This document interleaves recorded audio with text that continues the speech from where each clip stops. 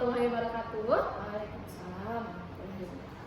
Mungkin sebelum kita mulai perbincangan hangat kita nanti Ibu, kita ada baiknya menyapa teman-teman nanti yang bakal nonton podcast kita. Sebelumnya, halo teman-teman, kenalin aku Anissa Sasabila, merupakan kader Kombat Justisia. Sekarang melanjutkan studi di Fakultas Hukum dan semester 2. Nah, kali ini kita ada narasumber yang luar biasa. Mungkin Ibu bisa memperkenalkan diri, Ibu. Hai, Assalamualaikum. Waalaikumsalam. Perkenalkan, saya Ibu Vivi ya. Biasa yang tahu mahasiswa Fakultas Hukum Ibu Sofiati. Ibu Sofia. Ibu merupakan dosen dari Departemen Hukum Administrasi Negara. Departemen Hukum Administrasi Negara. Nah, teman-teman semua, kali ini kita berkesempatan bersama Ibu Vivi untuk membincangkan terkait dengan hukum tambang, Bu. Nah, tadi sebelum kita memulai perbincangan ini, kita juga sudah sempat search apa sebenarnya tambang itu ya, Bu ya. Yang apa yang saya kutip, tambang itu merupakan pengelolaan hasil bumi yang dikelola sedemikian rupa untuk kesejahteraan masyarakatnya.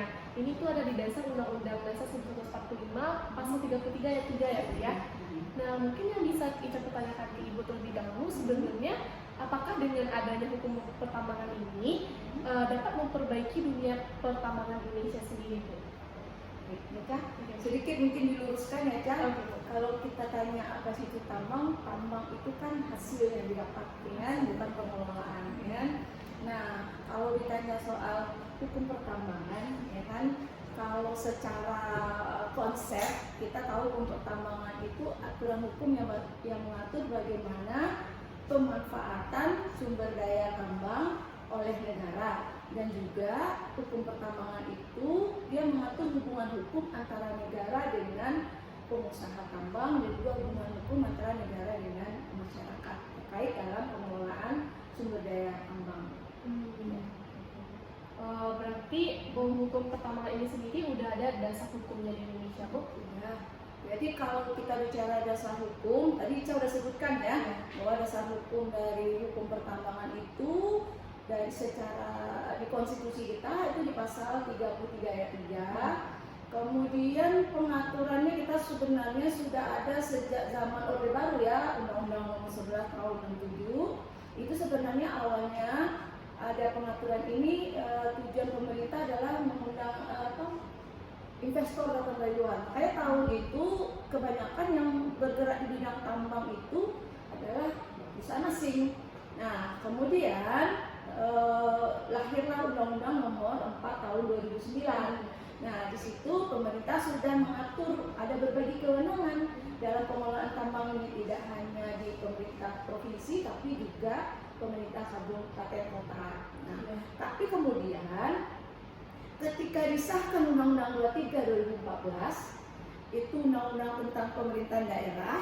Nah, di situ ada kewenangan kabupaten kota ditarik ke provinsi dan ke pemerintah pusat, ya, sehingga timbul kebingungan ini mana yang mau dipakai. Sementara Undang-Undang 4 2009 itu yang khusus mengatur tentang minerba itu memberikan kewenangan pengelolaan tambang itu kepada kabupaten kota dan provinsi. Sementara Undang-Undang 23 2014 kewenangan itu ditarik ke provinsi dan pemerintah pusat.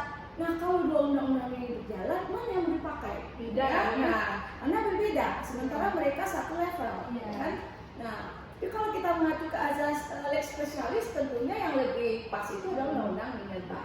Nah, menjelang itu, ya, kemudian lahir Undang-Undang Nomor 3 Tahun 2020 yang merubah Undang-Undang Nomor 4 Tahun 2009. Jadi dia merubah.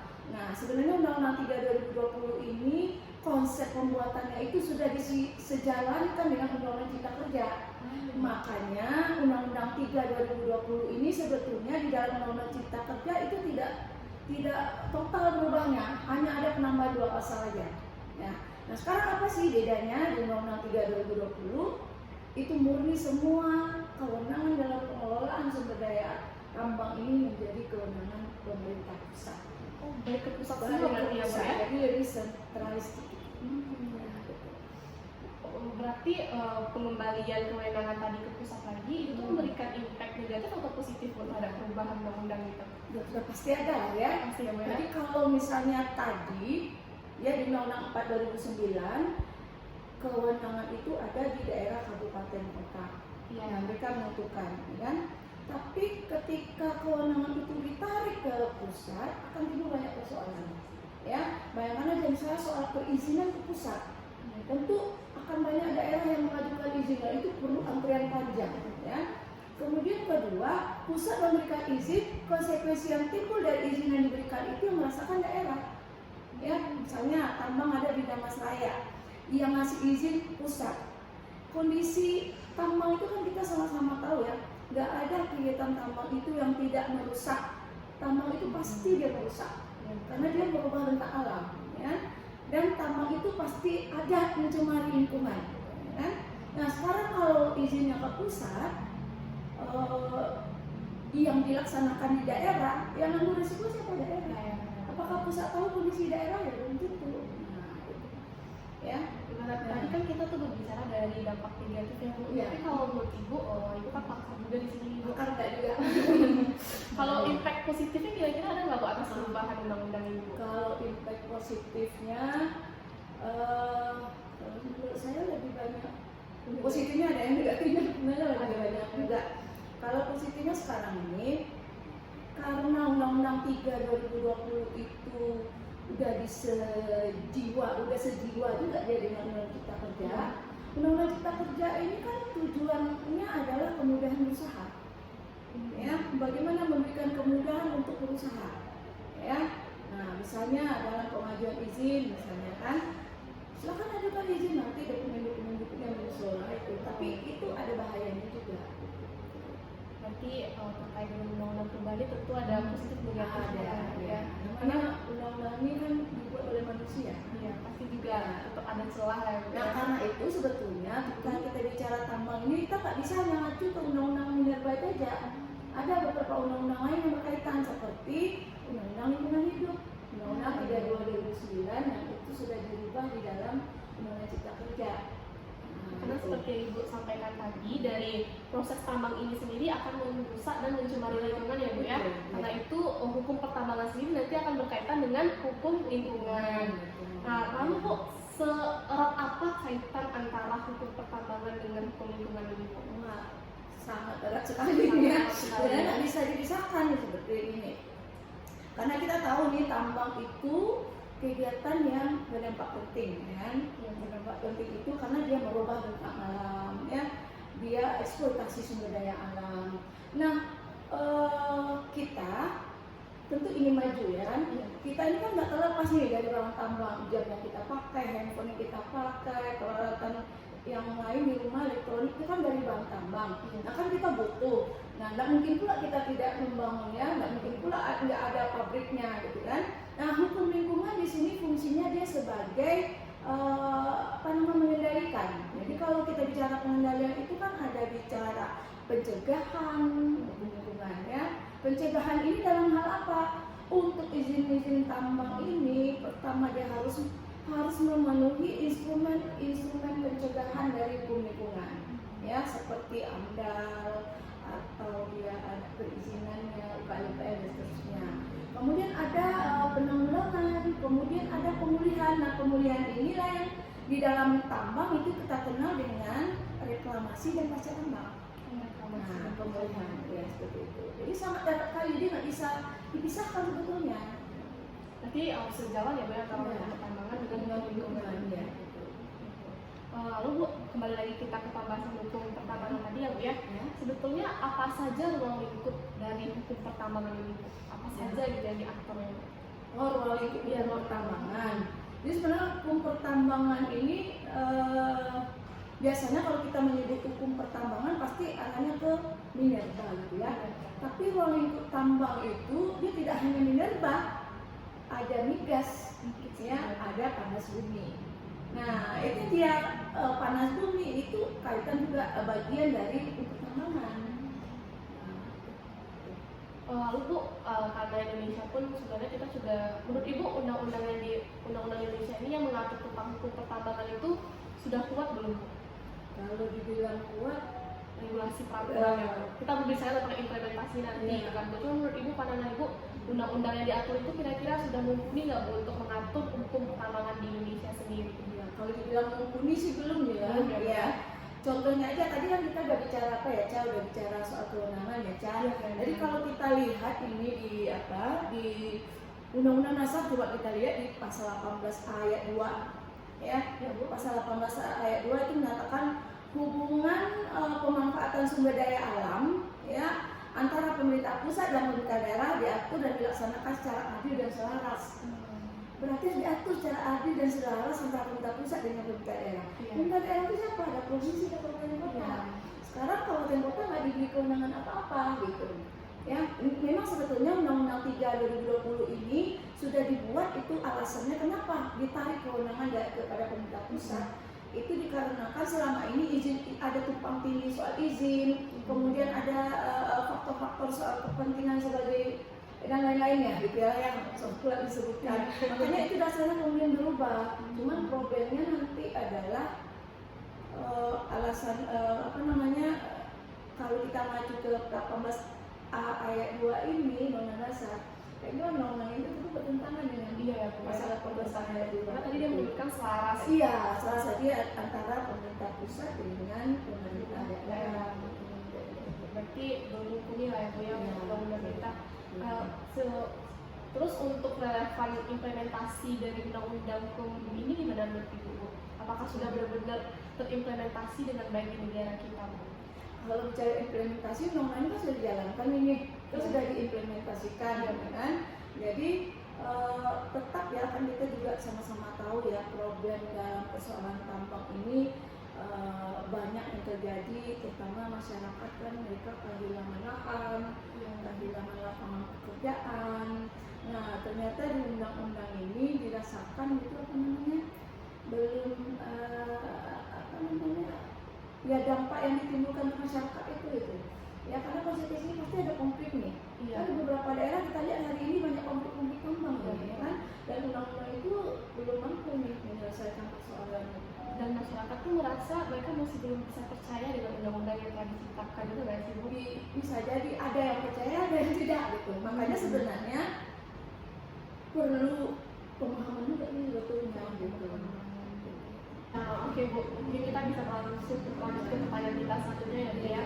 Ini terkait dengan apakah perkembangan hukum pertambangan hingga saat ini telah mampu memenuhi good mining practice atau praktik pertambangan yang baik di dunia pertambangan saat ini. Ya, baik ya. Jadi kalau bicara tentang praktik pertambangan yang baik di Indonesia sebenarnya kita sudah ada regulasi yang mengatur tentang praktik pertambangan yang baik itu ya good mining practice itu dia sebagai panduan bagi perusahaan tambang dalam melaksanakan kegiatan tambang. Nah juga sudah pernah dilakukan revisi peraturan pemerintah itu tentang reklamasi dan pasca tambang. Nah reklamasi dan pasca tambang itu bagian dari keharusan itu praktik pertambangan yang baik. Nah sudah diatur itu, cuma sekarang yang jadi persoalan adalah tentang pelaksanaannya lagi, kan? Jadi karena reklamasi dan pasca tambang itu kan nanti ada sejumlah dana yang harus disiapkan oleh perusahaan tambang, harus ditempatkan dana itu. Nah itu yang ada beberapa perusahaan-perusahaan yang belum memenuhi itu, gitu ya. Dia tidak menempatkan dana untuk reklamasi dan pasca tambang. Itu aja sih persoalannya. Tapi kalau soal praktek pertambangan yang baik itu sudah ada diatur. Gitu. Lalu kayak yang disampaikan tadi masih ada perusahaan yang tidak memenuhi reklamasi itu kan ya? Kewajiban reklamasi dan pasca tambang. Nah itu ada sanksi atau gimana? Iya ada sanksi berkaitan dengan izin karena itu salah satu syarat kewajiban dari yang harus dia penuhi untuk izinnya, izin usaha pertambangan. Mungkin dapat sanksi juga perusahaan Bu. Tapi apakah ada kemungkinan itu tuh bisa diselamatkan itu maksudnya itu seperti praktik-praktik yang perusahaannya ilegal gitu Bu? Kalau ilegal berarti dia nggak punya izin. Kalau dia nggak punya izin berarti dia tidak ada yang namanya punya izin. Untuk bisa dipenuhi izin kan ada syarat-syaratnya. Supaya dia dapat izin usaha pertambangan dia harus menyiapkan dana reklamasi dan pasca tambang. Jadi kalau dia nggak punya izin nggak ada itu kewajiban reklamasi dan pasca tambang. Nggak bisa kita pastikan itu berbuat aktivitas yang dilakukan oleh kegiatan tambang yang tidak ada izinnya pasti yang rusak ya. Berarti bisa dihentikan tuh Bu kegiatan perusahaannya? Harusnya begitu. Yang udah ada izin pun belum tentu dia melaksanakan. Nah, kan reklamasi data tambang. Karena dia beranggapan dia udah ngasih dana, ya udah biarkan dia lah pemerintah yang ngurus. Nah, itu soalnya. Ya. Lalu lanjut Bu, terkait dengan kan sekarang udah ada himbauan kita untuk mengalihkan energi ya Bu ya, karena energi yang kita pakai saat ini sudah mulai habis gitu Bu. Nah, menurut Ibu gimana terkait dengan energi yang terbarukan ini? Ya, jadi sekarang kan kita selama ini kan menggunakan bahan tambang fosil ya, seperti batu bara dan minyak bumi. Ya. Nah, batu bara dan minyak bumi ini kalau dipakai terus menerus kan dia akan habis ya. Tapi sebetulnya ketika batu bara ini dia dijadikan sebagai bahan bakar untuk pembangkit energi listrik di Indonesia, dia sebenarnya banyak dampak yang dihasilkan. Yang pertama dampak lingkungannya, ya. Energi fosil ini itu dia menghasilkan bahan tambang fosil ini dia menghasilkan emisi gas rumah kaca seperti karbon dioksida kan. Nah, karbon dioksida inilah salah satu pemicu pemanasan global. Nah, karena itu seharusnya digantilah energi yang lain gitu ya. Sementara kan kita punya nih cadangan energi panas bumi yang kita paling besar di dunia. 40% yang kita punya itu 40% cadangan panas bumi di dunia kita yang punya itu. Kita yang punya. Harusnya kita beralih ke situ lagi kan. Nah, tadi kembali ke tadi bahwa fosil itu, bahan bakar fosil itu dia menimbulkan atau menghasilkan emisi gas rumah kaca seperti karbon, dan itu pemicu pemanasan global, ya kan?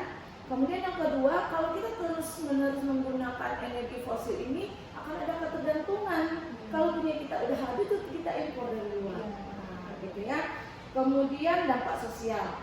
Dampak sosial hari ini kita saksikan karena ketika ada aktivitas tambang, nah ada konflik juga di masyarakat terkait tanah mereka yang diambil, kemudian hilangnya pekerjaan. Hilang pekerjaan maksudnya begini, dia punya sawah, ternyata di sawah itu ditemukan objek tambang, gitu ya kan, emas. Artinya kan sawah yang tadinya hijau berubah menjadi gundukan tanah untuk menggali bahan tambang. Nah, itu dampaknya ya.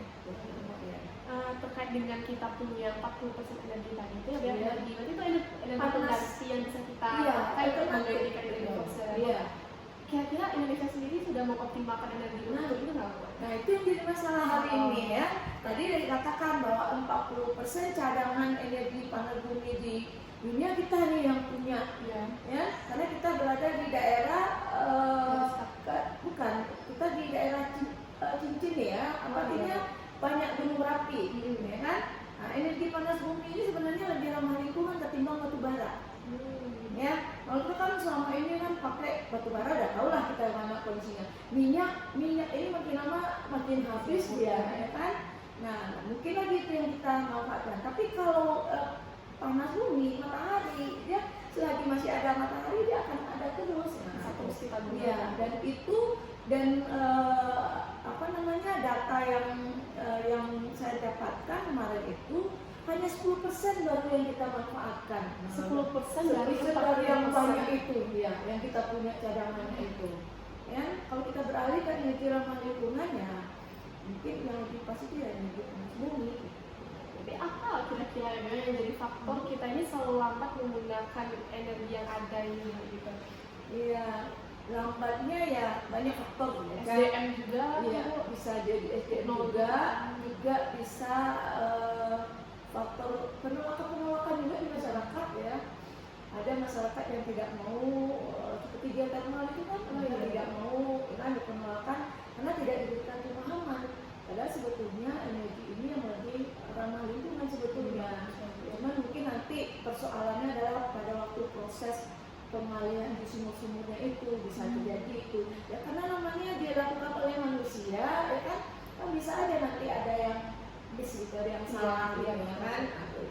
Jadi kita berharap semoga energi yang masih bisa kita gunakan sebesar 30% lagi ya Bu ya, semoga benar-benar bisa dioptimalkan ya Bu ya. Harusnya begitu ya, sesuai himbauan presiden ya, kita beralih tinggalkan energi fosil ya kan, kita beralih ke energi panas bumi. dan pemerintah harus bisa bekerja sama dengan baik dengan masyarakat. Seperti yang bilang tadi, memberikan arahan gitu ya, terkait dengan energi yang bisa menggantikan fosil ini sehingga masyarakat bisa menerima ya Bu ya. Betul. Ini pemahaman lah pada masyarakat. Iya betul. Bu. Ya. Nah ini kira-kira pertanyaan juga nih Bu terkait dengan masyarakat Bu. Bagaimana upaya menghilangkan, merubah atau memperbaiki mindset masyarakat yang menyatakan bahwa kegiatan pertambangan ini dapat merusak lingkungan.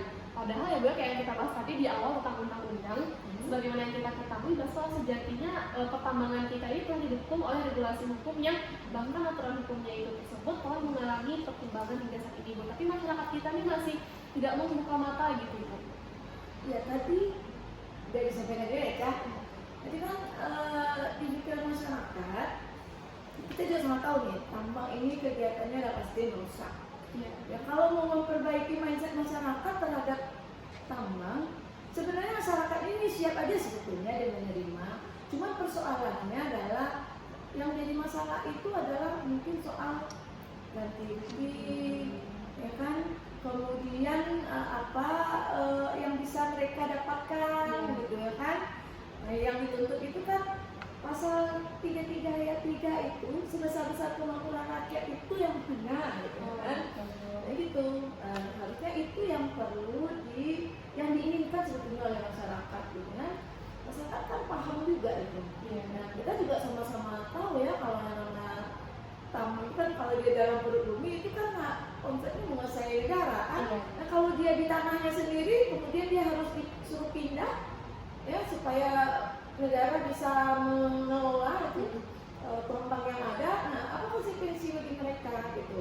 Terus sebetulnya kalau di merubah mindset masyarakat bahwa tambang itu tidak merusak, nggak bisa juga karena tambang itu pasti merusak gitu kan.